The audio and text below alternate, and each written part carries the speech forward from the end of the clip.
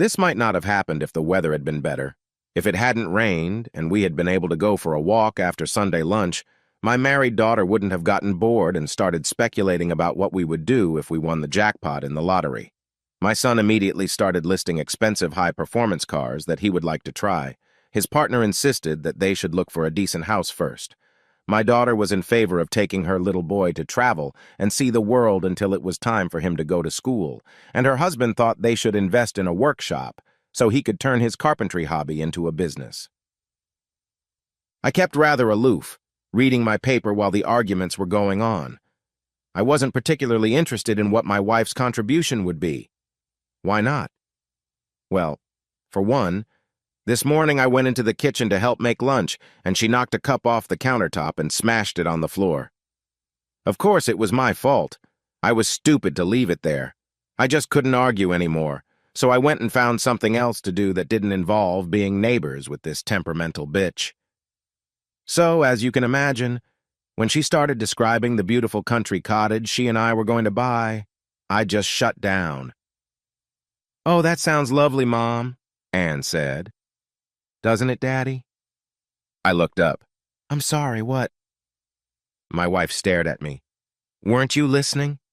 I glared back at her. If you want to get someone's attention, surely the logical thing to do is to call him by name first and then ask a question. Unless, of course, your goal is to make a fool of him. But that would be childish, wouldn't it? Our son, Pete, intervened. "How would you spend your winnings, Papa?" "I try not to think about it," I replied. Before I could explain anything, Lynn, that bitch from hell, spoke to me. "Oh, I'm sure he'll have some pompous reason. You know how he is." And that summed up our relationship for the past 10 years. You know what he's like? She couldn't even be bothered to name the specific flaw that pissed her off at that moment, though she'd often listed them in detail in the past. If she herself had been perfect, it could be understood, but any criticism of her had caused resentment and silence for weeks. Anne clearly regretted starting this conversation and tried to change the subject, but my wife was determined to embarrass me. "Why don't you think about it?" She grinned. She grinned.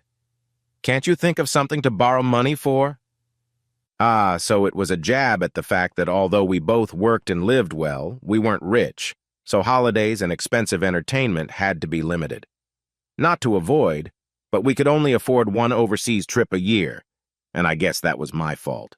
"You can do all sorts of things with money," I remarked. "But first of all, you need to know what your budget is." She looked at me scornfully again. Jesus, he needs a goddamn budget before he can even think about having fun. The kids and their significant others were already feeling uncomfortable, so I tried to curtail the discussion. "I'm just saying that if I don't know how much money I'm going to get, there's no point in dreaming about how I'm going to spend it. I mean, you can't buy an island in the Caribbean for a few $100,000, but you can buy a fancy car. So if you don't know how much money you're talking about, where do you draw the line? Anyway, I don't see the point in fantasizing about things I'll probably never be able to afford." "$1 million, she said flatly. "We split the ticket, won £6 million and split it 6 ways. You've got $1 million to spend. What are you going to buy?"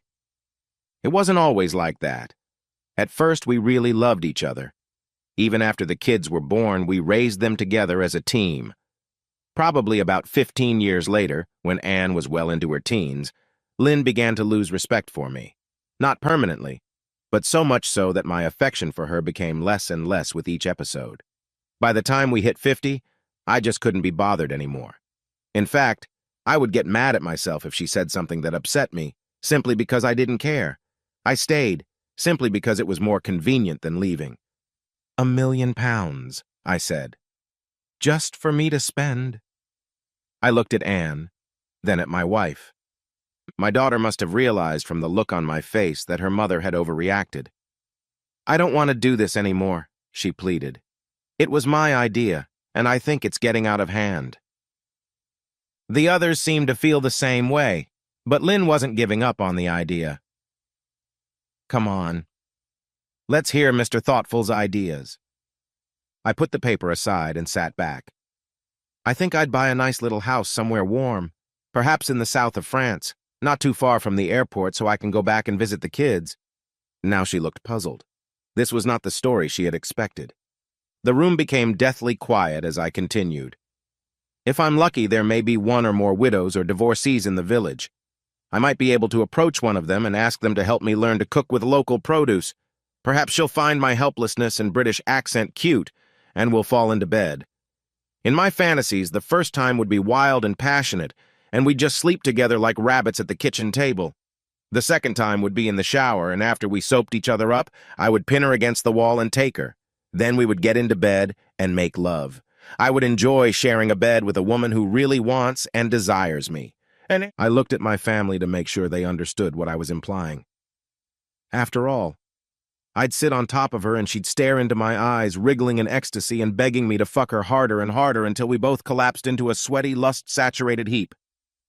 Then in 6 months, I can file for divorce and live happily ever after. Did you know the law changed in April and now you don't even have to give a reason?